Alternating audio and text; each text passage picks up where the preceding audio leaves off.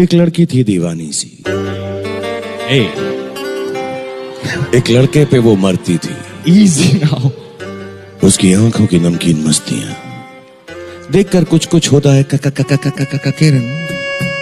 इसलिए जब भी बड़े बड़े देशों में ऐसी छोटी छोटी बातें होती हैं सेनोरिटा, तो मेरी नैना से कहते हैं कि एक हंसी और बांट लो, एक सपना और देख लो, क्या पता कल हो ना हो। Hello hello hello good morning morning morning কেমন আছো তোমরা? আশা করি সবাই ভালো আছো, আমিও বেশ ভালো আছি। আর আজ হচ্ছে মঙ্গলবার, প্রথম টাইমটাই ভুলে গেছিলাম। তো আজ হচ্ছে মঙ্গলবার আর এখন বাজে সকাল 9:30।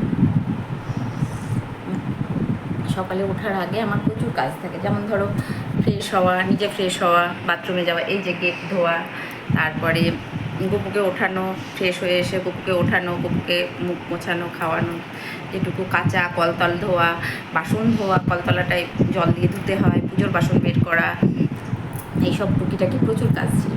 তো সেগুলো সব কমপ্লিট করতে করতে আমার 9টা 9:30 বেজে গেছে। কাপড় চোপড় কেচে গপুকে খাইয়ে এখন নিজের জন্য এক কাপ চা বানিয়েছি আর করবো রুটি। রুটির আটাটা মাখিনি এখনও, খেয়ে মেয়েকে ঝপ দুটো রুটি করবো কান্তিবাবুর জন্য জল খাওয়ারে।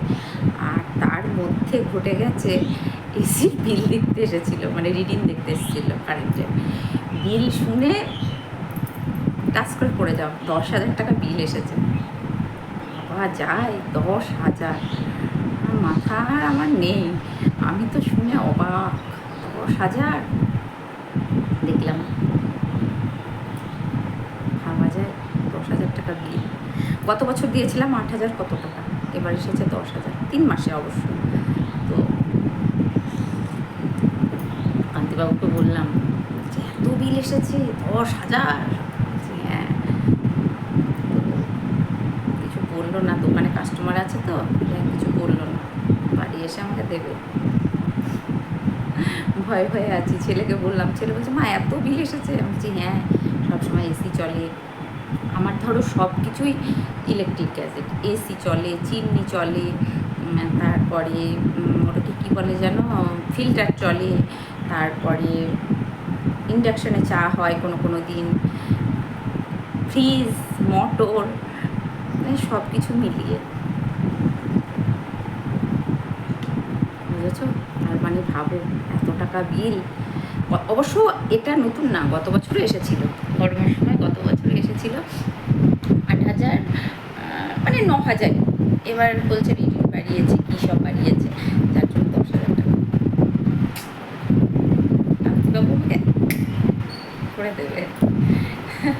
কিছু করার নেই, কী করবো আমি। আশেপাশে বাড়ির সব বিল নেই, অত বিল আসেই নি। মালার কত এসেছে জানি না, দুটাইদির মনে হয় 1,500 টাকা মতো এসেছে, পুনিদির কত এসেছে জানি না, যেহেতু পুনিদির জানি না কত এসেছে, রীতাদিরও খুব কম, 900 টাকা না কত, 600 টাকা না 900 টাকা, আর আমার এসেছে 10,000 টাকা।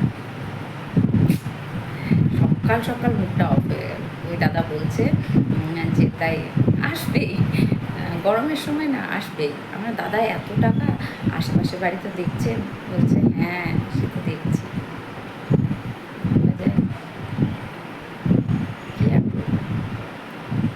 চলো এখন ঝটাপট দুটো রুটি বানিয়ে না দিলে না, ওই চিড়ে মুড়ি আর যদি ছাতু মুড়ি আম দিয়ে দিই আমাকে গলা কেটে ফেলে দেবে। সারাদিন এত টাকা বিল এসেছে, এবার যদি ছাতু মুড়ি মাখিয়ে দিই আমাকে একদম বাড়ি থেকে দূর করে দেবে।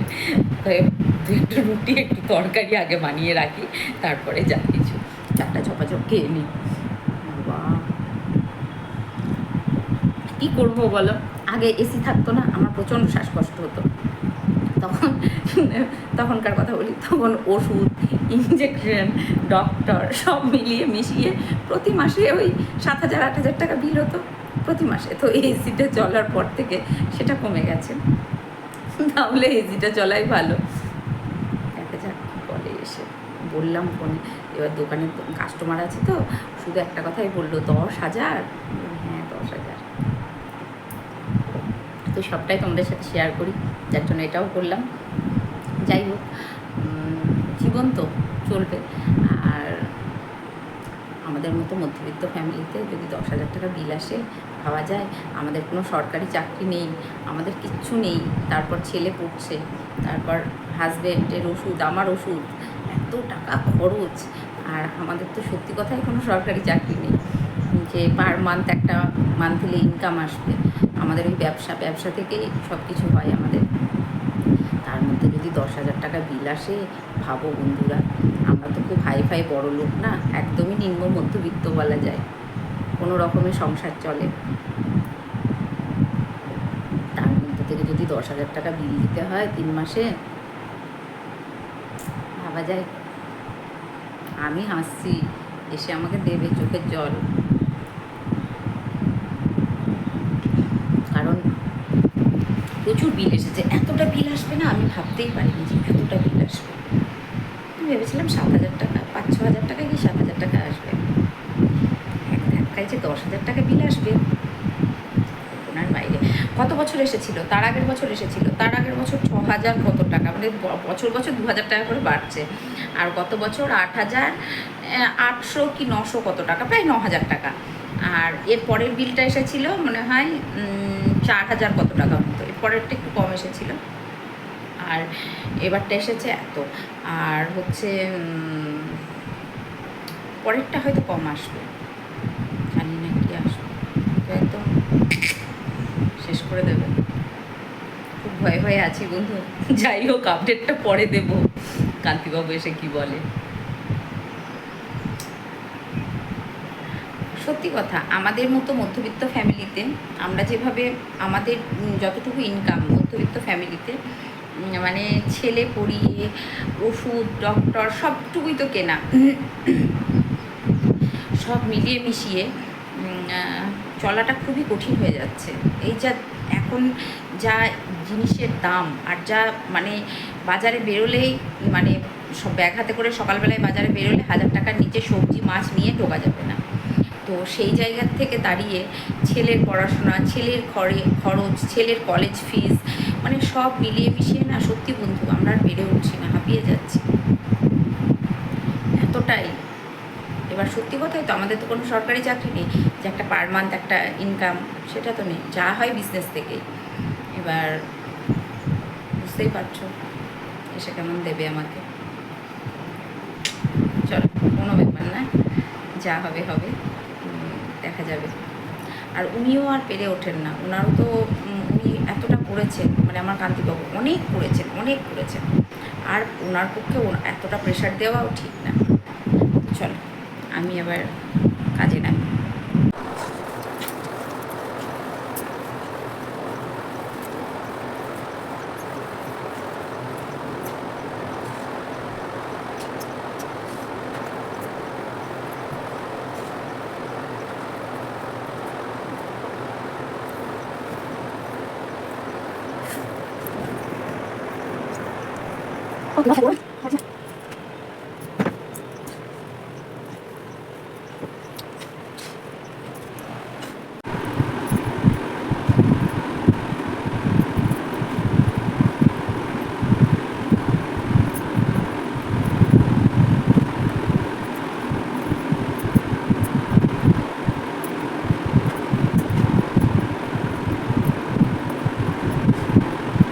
ঠাকুরঘর সব কমপ্লিট করেছি, পুজোর বাসন ধুয়েছি, একদম টকটকে করে চকচকে করে মেজেছি। দেখো মা, সব বাসন পরিষ্কার, একটাও কিন্তু কোনো দাগ নেই।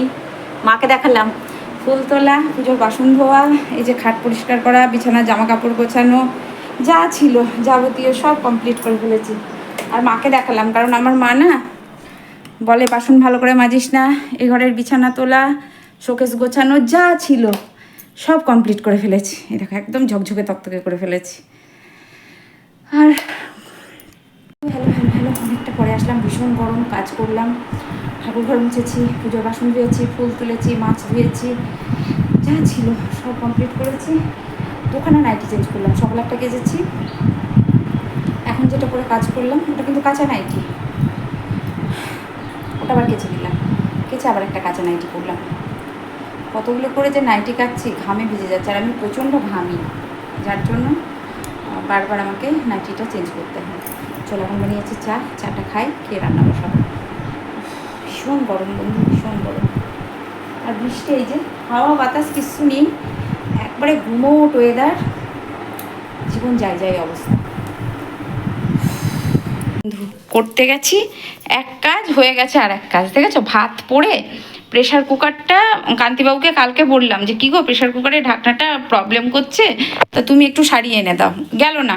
এই দেখো সারা মেঝেতে এই র্যাকটা সমস্ত কিছু আমাকে, এই যে এই গামলাটায় কালকে সবজিগুলো ধুয়ে রেখেছি, দেখেছো সমস্ত সবজিতে ভাত পড়ে এগুলো সব আমাকে ধুতে হবে, এঁঠু কাটা সব একাকার। এই যে দেখাই বাথরুমের সামনেটাতে পুরোটাতে ভাত ছিটকিয়ে ছিটকিয়ে পড়লো, মানে দেখেছো কি অবস্থা। এই যে দেখো এক্ষুনি আমি শেষ হয়ে যেতাম, কারণ হচ্ছে ওটা ইয়ে হচ্ছিল, তাড়াতাড়ি করে এসে সিলিন্ডারটা বন্ধ করেছি, করেই দেখো এই এখন আমাকে পরিষ্কার করতে হবে সারা বারান্দা থেকে, রান্নাঘর থেকে, ওদিকে গ্যাস ওভেন থেকে, ওদিকে বাসন থেকে, এদিকে ঝুড়ি থেকে, এইদিকে র্যাকটা থেকে, সমস্তটা ভাতে পড়ে গেছে। ভাবো যে এত ভালো লাগে না আমার, আর জানো তো বন্ধুরা ভালো লাগে না, একটা কথা বললে শোনে না, একটা কথা বললে শোনে না, মানে আমি না মরা পর্যন্ত মনে হয় শান্তি নেই কান্তিবাবুর। সত্যি কথা, আমার এত রাগ হয় মাঝে মাঝে। আজ কবে থেকে বলছি কি গো প্রেশার কুকারটা একটু নিয়ে যাও না, প্রেশার কুকারটা একটু নিয়ে যাও না, এই ঢাকনাটা প্রবলেম করছে, নিয়ে যাও না। না, নিয়ে যাবে না। সে সারা বাড়ি এই দেখো ভাতে এক্ষুনি বাস্ট করতো, আমি তাড়াতাড়ি করে এসে ইয়েটা বন্ধ করলাম, কি বলে ওর নামটা, ওই কি বলে ওটাকে, সিলিন্ডারটা, গ্যাসের সিলিন্ডারটা বন্ধ করলাম, আর সারা ইয়েতে ভাতের এঁঠু কাটাতে একাকার। সে যা হলো হলো, এখন আমাকে পরিষ্কার করতে হবে, ভালো লাগে না, মানে করতে গেলাম এক, হয়ে গেল আর এক, বুঝেছ। তাড়াতাড়ি করতে গেলে এরকমই হয়, কারণ আমি দেখছি আজকে অল্প, কালকের অনেকটা পান্তা ভাত রয়েছে, তাই বললাম কালকে যেখানে অনেকটা পান্তা ভাত রয়েছে অল্প একটু ভাত বসাবো, প্রেশারটাতে দিই, দুটো হুইসেল মারলেই হয়ে যাবে। এই হচ্ছে কপাল। কবে থেকে বলছি যে প্রেশার কুকারটা একটু নিয়ে যাও না, দোকানে একটু নিয়ে যাও না, ঢাকনাটা প্রবলেম করছে। আর একটা প্রেশার কুকার আছে, আর একটা আছে বড়, আর একটা আছে ছোট, ভালো লাগছে না, পরে আসছি, এগুলো পরিষ্কার করি। এই যে বাসনের এই যে সবজিটা ঝুড়িটা রয়েছে না, এই গামলাটায় কালকে সবজিগুলো ধুয়ে সব ওই গামলাটার মধ্যে শুকিয়ে রেখেছি, যে ফ্রিজের মধ্যে ঢোকাবো, কারণ আমি সবসময় সবজি ধুয়ে রাখারই চেষ্টা করি। তো এই হলো ব্যাপার, দেখেছো। চলো আমি পরিষ্কার করে নিই, পরে আবার আসছি। বন্ধুরা আর বলো না, আজকে বিশাল বড় একটা দুর্ঘটনা থেকে বেঁচে গেছি। চন্দনের টিপ পড়েছি, গপুকে পড়িয়েছি, গপু পড়েছে, গপুর মাও পড়েছে। তো প্রেশার কুকারের ওইটা না সিটি পড়ছিল না, হঠাৎ করে দেখি দপ করে কি বিকট আওয়াজ, সমস্ত ভাত পড়ে রান্নাঘরে, মানে সে বিচ্ছিরি অবস্থা। তো যাই হোক সেগুলো পরিষ্কার করলাম। এখানটা আমার চশমা পরে পরে কি দাগ হয়েছে, আমি কী হয়েছে বুঝতে পারছি না। যাই হোক সেগুলো পরিষ্কার করলাম, পরিষ্কার করে এবার ইয়ে করলাম, স্নান করলাম, ঘর মুছে স্নান করে, এগুলো মুছে স্নান করে বাসন দিয়ে পুজো করলাম। পুজো করে এখন এখানে এসে বসেছি, এখন এসি চালানো যাবে না, প্রচুর বিল এসেছে। চলো, ভীষণ গরম বাইরে, বৃষ্টি পড়ছে, এখনও কান্তিবাবু আসেনি, বৃষ্টির জন্য মনে হয় আসেনি। তো যাই হোক, তো এই হচ্ছে ব্যাপার। আর পুজোটা করলাম, আমি ক্যামেরাটা অন করিনি, কারণ ওই খিচলি গেছে, মেজাজ একদম চটকে গেছে, ভালো লাগছে না, এখনই টপকে যেতাম। আজকে আমার শেষ দিন ছিল। যাই হোক, লাকের জন্য বেঁচে গেছি। হ্যাঁ, ভীষণ বড় দুর্ঘটনা ঘটতে পারত, জানি না কি হতো। যাই হোক, বেঁচে আছি, এটাই অনেক। চলো, এখনও আসেনি যে খেতে দেবো, আসুক তারপর খেতে দেবো। Hello friends, hello, good evening. অনেকটা পরে আসলাম, কারণ দুপুরে খেয়ে দিয়ে প্রচুর ঘুমিয়েছি। ঘুম থেকে উঠে পাড়ার ওরা সব ডাকছিল, তো ওখানে গিয়ে একটু গল্প করলাম, গল্প করে আস্তে আস্তে দেখছি সন্ধ্যা হয়ে গেছে। তো এসে আবার তাড়াতাড়ি করে সন্ধ্যা টন্ধ্যা দিয়ে তারপরে একটু বসেছিলাম। তো দেখলাম দেরি হয়ে গেছে, 8টা বাজে। তো একবারে ভাবলাম হাজব্যান্ড আসুক, তারপরে একসাথে চা মানে চাটা বানাবো। বারবার নিজের জন্য চা বানাতে ইচ্ছে করলো না, যার জন্য চা বানাইনি। এই যে চা বানালাম এখন, দুধ চা। আর হচ্ছে রুটি করব, আটা মাখা আছে, সকালে যেহেতু রুটি করেছিলাম, তো সেই আটাটা মাখা আছে, ওটাতেই রুটি করব। আর হচ্ছে তরকারি করা আছে। আর আজকে তো প্রেশার কুকারটা প্রবলেম হয়েছে, তোমাদের বললাম, দেখালাম। তো প্রেশার কুকারটার জন্য আমি আজকে আর কিছু রান্নাবাড়ি তরকারি পাতি কিছুই দেখাতে পারিনি। ওই একটা তিতর তরকারি করেছিলাম, আর একটা মাছ টাছ দিয়ে একটা তরকারি করেছিলাম, মাছ পটল এসব দিয়ে একটা তরকারি। তো ওই তরকারিটা অনেকটা রয়েছে, আর এই আর রুটি করব, রুটি করলেই হয়ে যাবে। তো আজকের মতো এইটুকুই। সন্ধ্যা তাড়াতাড়ি করে এসে সন্ধ্যা দিয়েছি, যেহেতু 7:30 বেজে গেছিলো। সবাই দাঁড়িয়ে দাঁড়িয়ে গল্প করছিলাম, যার জন্য দেরি হয়ে গেছে অনেকটা সন্ধ্যা দিতে। তো সকলে ভালো থেকো, সুস্থ থেকো, ভালোবাসায় থেকো। আর আমাদের মধ্যে গল্পের মধ্যে মানে সবাই সবাইকে আমরা বলি, মানে কেউ কোনো কথা কারোর কথাতে রাগ করে না, কেউ কারোর কথাতে গায়েই মাখে না। আমি টুটাই দিকে বলি, টুটাই দি মালাকে বলে, মালা পুনি দিকে বলে, মানে যে যাকে পায় সে তাকে বলে। এই ইলেকট্রিক বিল নিয়ে সবাই বলি, ও বলছে যে তুই বিল চালাস না, ও বলছে তুই এসি চালাস না, হ্যান ত্যান এই নিয়ে মানে আমরা সবাই সবারই সাথে মজা করি, কিন্তু কেউ কাউকে রাগ করি না, কেউ রাগ করে না। আর সবাই ঠাট্টাই আর কি করে, তো সবাই সবার সাথে মজা করি। এই গল্প করে ভালো লাগলো বেশ। বাড়ি এসে সন্ধ্যা দিলাম রীতাদিকে, মানে সবাই সবাইকে আমরা বলি যে তুমি বিল দাও না, এই তোমার বিল কী করে কম আসলো, হ্যান আসলো ত্যান আসলো, এইসব নিয়ে সব হাসি ঠাট্টা হয় আর কি। তো সেসব করে এসে সন্ধ্যা টন্ধ্যা দিয়ে একটু রেস্ট করছিলাম। আর এসি চালাইনি, সন্ধ্যাবেলাতেও চালাইনি। বন্ধুরা, তো সকালে ভালো থেকো, সুস্থ থেকো। গরম পড়ছে ভীষণ, বেশি করে ফল খাও, জল খাও। আর যারা নতুন দেখছো অবশ্যই চ্যানেলটি সাবস্ক্রাইব করো। যারা পুরনো বন্ধু আছো লাইক কমেন্ট শেয়ার, বেশি বেশি করে কমেন্টস করবে, লাইক করবে। তো আজকের মতো আসি, দেখা হচ্ছে নেক্সট ভিডিওতে। টাটা।